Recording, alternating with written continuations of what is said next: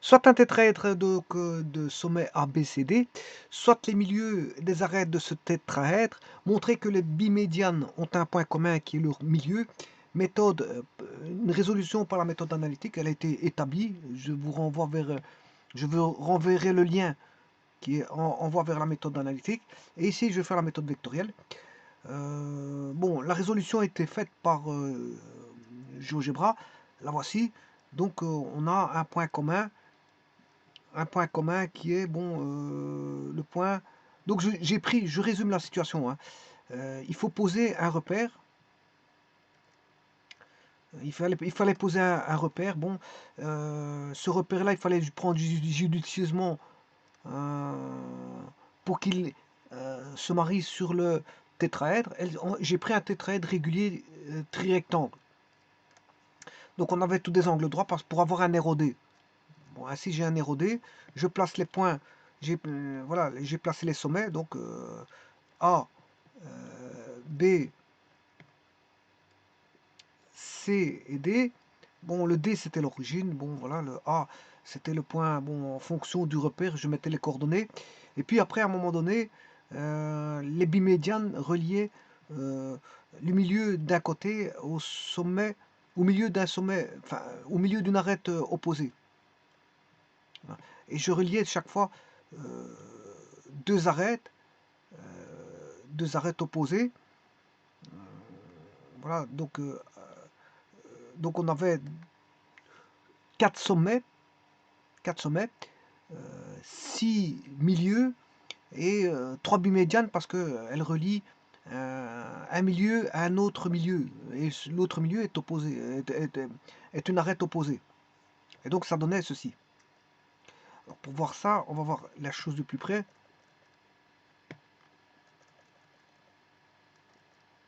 Voilà, le point G, c'est le centre de gravité. Voilà, le centre de gravité. Alors, si vous voulez que je recommence en vitesse le résumé en géométrie analytique, parce qu'ici c'est de la géométrie analytique.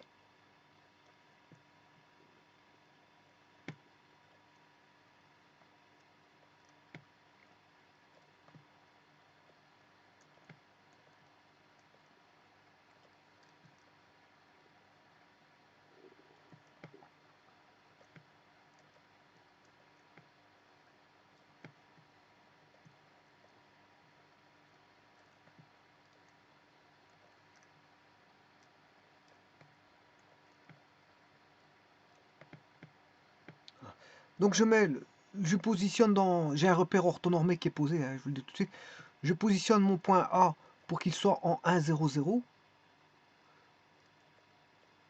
Voilà, point A. Ensuite, je mets le point B.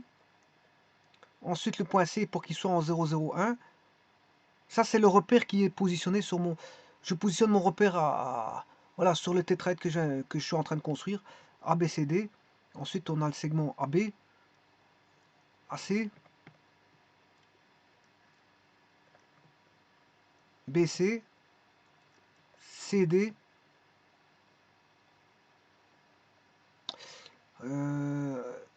BD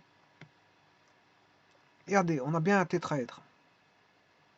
Alors, si vous voulez, je peux le construire. Hein. Bon, là, je construis pyramide. Là, section de créer un polygone. Polygone, ben, c'est A, T, B, A. Voilà, le sommet, c'est C. Voilà, il est là. Ensuite, je crée les segments qui vont d'un milieu à... Je crée les milieux. M1, M2, M3, M4,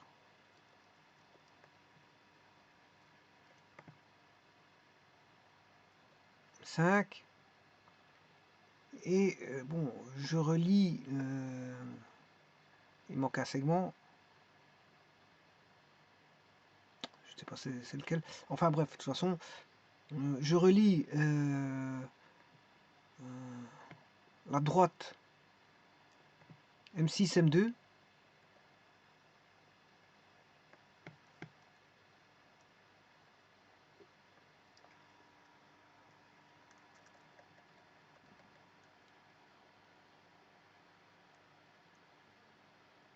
Hein, ça c'est la droite M6, M2.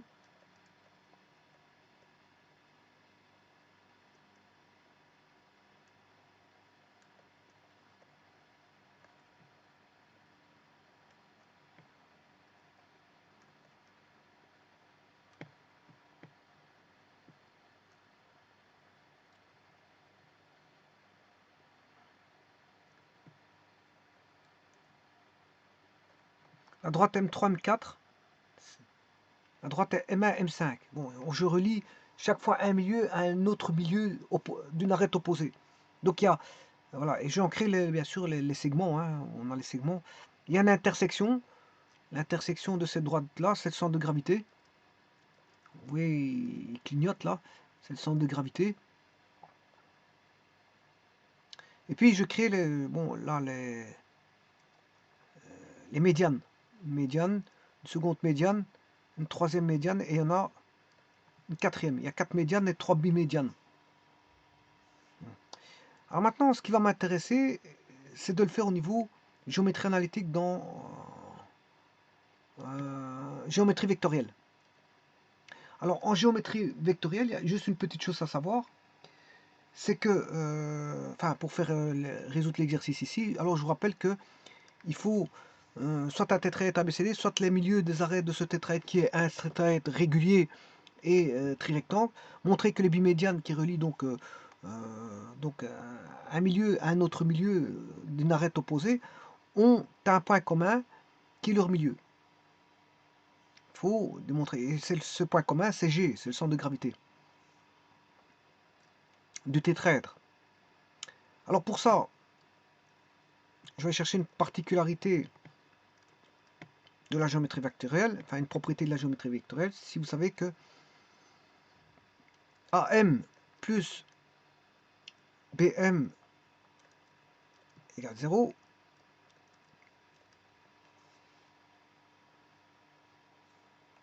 AM plus BM égale 0, ça veut dire qu'on a AM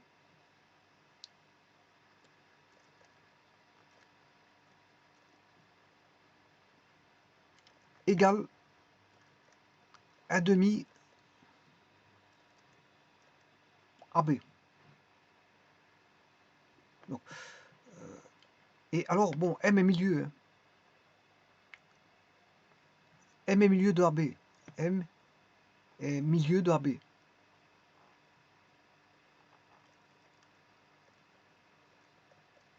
Donc si je prends un segment, voilà, je mets un segment AB.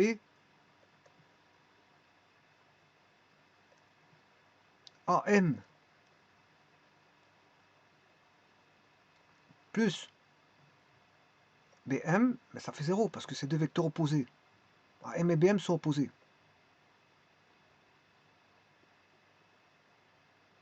Voilà, et AM, BM est égal moins 1 demi AB. Alors, si vous faites AM plus BM, ça fera 0.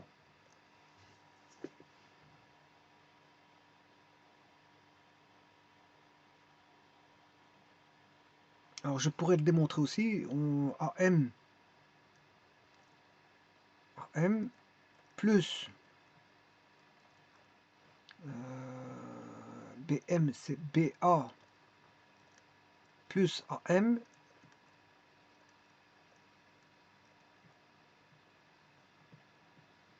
on a 2AM plus BA. Donc AM égale BA sur 2. Là, de ceci, je déduis que AM égale BA moins BA. Je m'excuse, c'est moins BA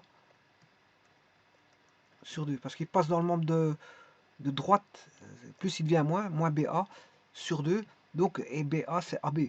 Donc, ça, on a bien AM égale 1 demi AB. Bon, voilà, la démonstration vectorielle, c'est un petit peu ça. Alors ici, bien sûr, je vais utiliser cette propriété-là, montrer que les bimédianes ont un point commun qui est leur milieu. par la géométrie vectorielle. Donc là, à ce moment-là, je vais faire intervenir des vecteurs. Alors là, j'ai plus besoin de repères comme j'avais ici. Ici, j'ai dû mettre un repère, hein, parce que j'étais en géométrie analytique dans l'espace. Là, j'avais un repère. Maintenant, je vais enlever ce repère parce que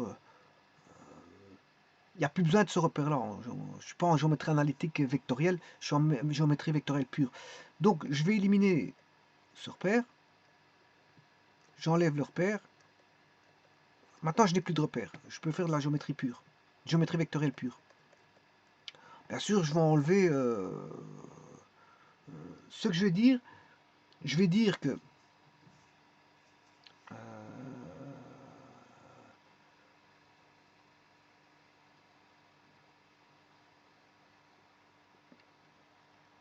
M6 vecteur, je ne sais pas si je ne vois pas bien la lettre.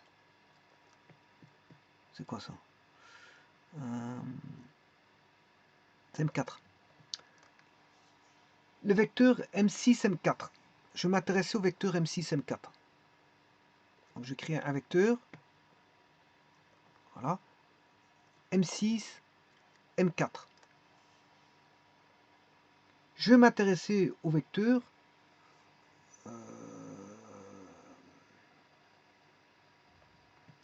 M3, M2. Alors on voit qu'ils sont parallèles. Hein.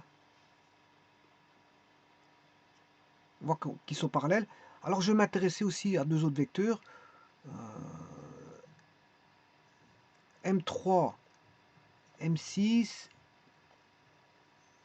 Ah, on va faire ça comme ça.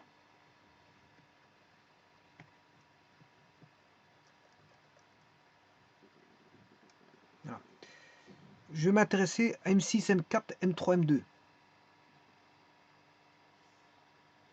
Donc M6, M4, M3, M2. Bon, je vais faire une copie.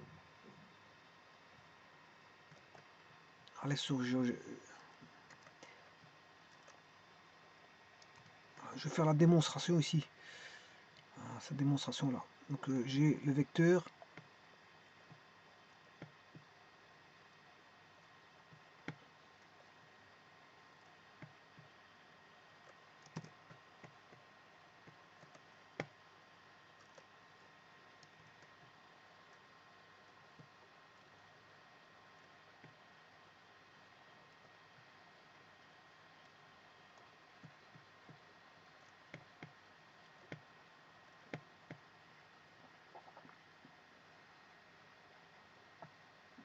Alors ici, je peux mettre les lettres A. Enfin, le A, il est là plutôt. A. Ici, je vois que c'est le D. Ça, c'est le B. Et donc, ça, c'est le A, B. Le C, il est au-dessus.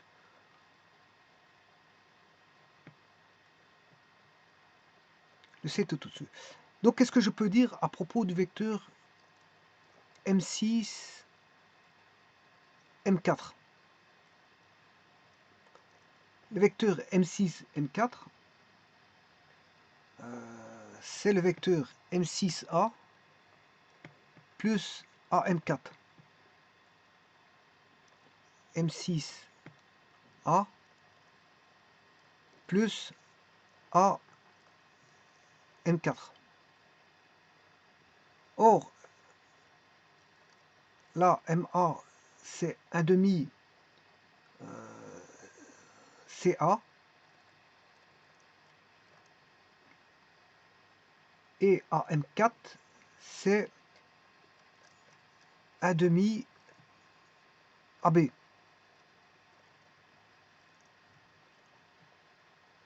Ce qui fait un demi CA plus AB. Ça fait CB. Un demi CB. Donc, ce vecteur-là est la moitié de CB. Ça, c'est une chose. C'est une chose. Donc, je vais l'écrire.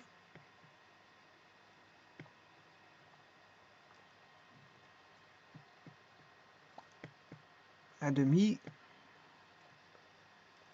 CB.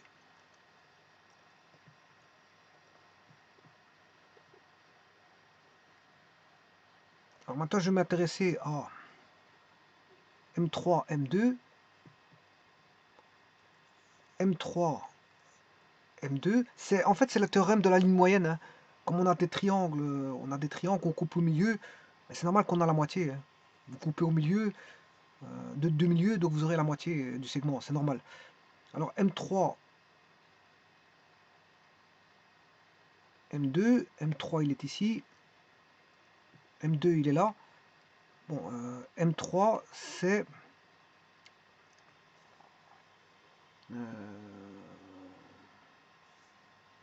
MD plus M3D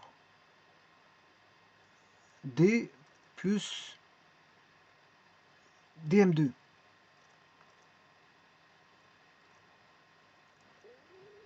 Voilà, M3D plus DM2. Mais M3D c'est 1 demi M3CD. Attention au sens, c'est le sens de M3 vers D, donc c'est le sens de C vers D, plus D,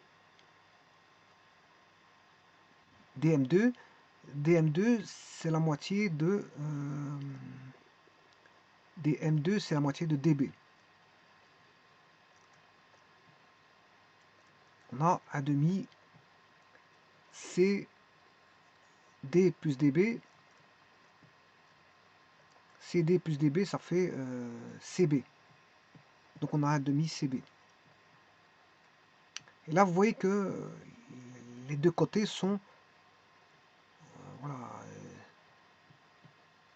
sont identiques, hein. On a deux côtés de même longueur et en plus de ça, ils sont parallèles. Donc, on va dire que M6, la norme de M6, M4 vaut la norme de M3, M2, donc longueur identique. Mais en plus de ça, c'est égal, hein, un demi.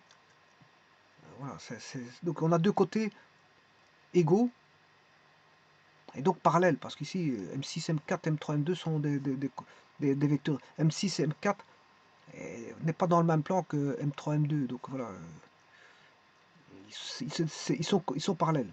Et en plus de côté égaux. Alors si je fais la même démonstration avec M3, M6, M3, M6, M3, M6 ce sera 1 demi AD. Et si je regarde M2, M4 est égal à 1 demi AD. Donc ça veut dire que on a un parallélogramme, si vous voulez, parce qu'on a deux côtés qui sont voilà, deux côtés qui sont parallèles et égaux, et deux côtés qui sont parallèles et égaux, donc on a bien un parallélogramme. Donc M3, M6, M4, M2 forment un parallélogramme. On a ici un parallélogramme. Alors maintenant, quelle est la remarque qu'on peut faire sur ça? Ben, les diagonales d'un parallélogramme se coupent en leur milieu. Les diagonales d'un parallélogramme se coupent en leur milieu. Donc si je prends ceci, les diagonales du parallélogramme vont se couper au point ici.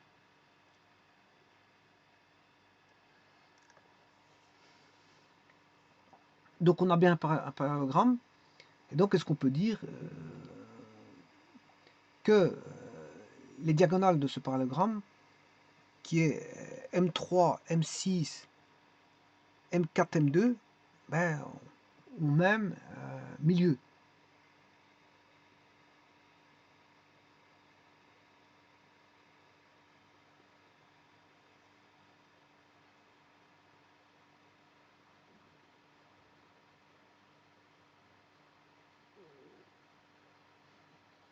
Donc si je construis M3, M4, eh bien il coupe M2, M6. Ah bah, je pourrais faire la même chose avec les autres, hein. Je pourrais continuer la démonstration, elle a la même, elle est similaire. Je pourrais démontrer que si je construis M4, M5 et M3, non, ici je me suis trompé, c'est pas celui-là, M3, M6, M2, oui, M1, M5. Voilà, si je construis celui-ci, par exemple, avec un autre parallélogramme qui serait celui-ci, voilà. Là, on a un parallélogramme aussi, hein. On peut faire la même démonstration pour démontrer qu'on a un parallélogramme et qui se coupe en leur milieu et que ils ont le même milieu, ils se coupent tous en leur milieu et c'est le même milieu qui est G ici. C'est le centre de gravité. Voilà, donc ils se coupent tous en leur milieu. Voilà. Ils se coupent tous en leur milieu. Donc on a un point central qui est G qui coupe tous les milieux des les bimédianes. Les bimédianes se coupent tous en un point G. De par cette démonstration-là. Mais il faut le refaire avec un autre nouveau parallélogramme, démontrer qu'on a un nouveau parallélogramme qui est M5, M6, M1, M2. Voilà, on a un nouveau parallélogramme. Et là, je démontre que les côtés sont parallèles, donc on a un parallélogramme et que voilà, les médianes se coupent en. Enfin, les diagonales de ce nouveau parallélogramme se coupent en leur milieu. Donc il y a tout un point. Donc il y a deux. Si je prends le parallélogramme M6, M5, M2, M1, mais il aura en commun M6, M2. Avec le parallélogramme M6, M4, M2, M3. Voilà, il aura en commun voilà, le M2, M3, donc, enfin M6, M2. Donc on a un point central qui est fixe là. Il y a un point central qui est fixe. Quel que soit le parallélogramme que vous allez prendre, on a un point central qui est fixe. Voilà, qui est G, qui est le centre de gravité du tétraèdre. Donc, pour avoir le centre de gravité du tétraèdre, il suffit de construire les bimédianes. Les bimédianes qui partent du milieu d'un segment au milieu du segment opposé. Donc on a 3 bimédianes, mais on a 4 médianes. Hein. Pas confondre les médianes passent du sommet au centre de gravité. Les médianes, elles passent du sommet au sommet. Voilà, si je veux mettre les médianes, une médiane part d'un sommet. Vous voyez qu'ici il passe par B, mais il passe par le centre de gravité G. Voilà. Là, on a un second sommet, un troisième sommet. Chaque fois qu'il y a un sommet, comme un tétraèdre, il y a 4 sommets, ben, il y a 4 médianes. Il y a 4 médianes, puisqu'il y a 4 sommets. Par contre, les bimédianes, ben, ils partent d'un milieu, comme il y a 6 arêtes, donc on a pour chaque arrêt, pour 2 points, on a un milieu. Donc on a 6 arêtes divisé par 2, on a 3 milieux. Non, on a une, deux, pour chaque segment, on a une arête. Donc on a 1, 2, 3, 4, 5, 6. On a 6 segments, donc 6 milieux. Et comme les milieux sont réunis 2 à 2, pour avoir une bimédiane, eh bien on a 3 bimédianes. On a 3 bimédianes et 4 médianes. Pas confondre les bimédianes et les médianes. Et là, on démontre comme ceci au niveau vectoriel. Hein. Ben, voilà, mais il faudrait le faire avec le. Voilà, je l'ai fait avec le parallélogramme M6, M3, M2, M4. Vous pouvez le faire avec le parallélogramme M6, M5, M2, M4, de nouveau, la même démonstration que ça. Hein. Voilà, et vous démontrez que on a fait un parallélogramme et donc les diagonales se coupent en leur milieu. Donc on a 2 milieux communs puisqu'on a 2 parallélogrammes avec une mise en commun de M6, M2 qui, voilà, dans ce cas-ci, j'ai pris M6, M2 en commun pour les 2 parallélogrammes. Donc ils se coupent chaque fois au même point et vous voyez que il se coupera toujours au milieu, qui est le centre de gravité du tétraèdre. Je vous remercie.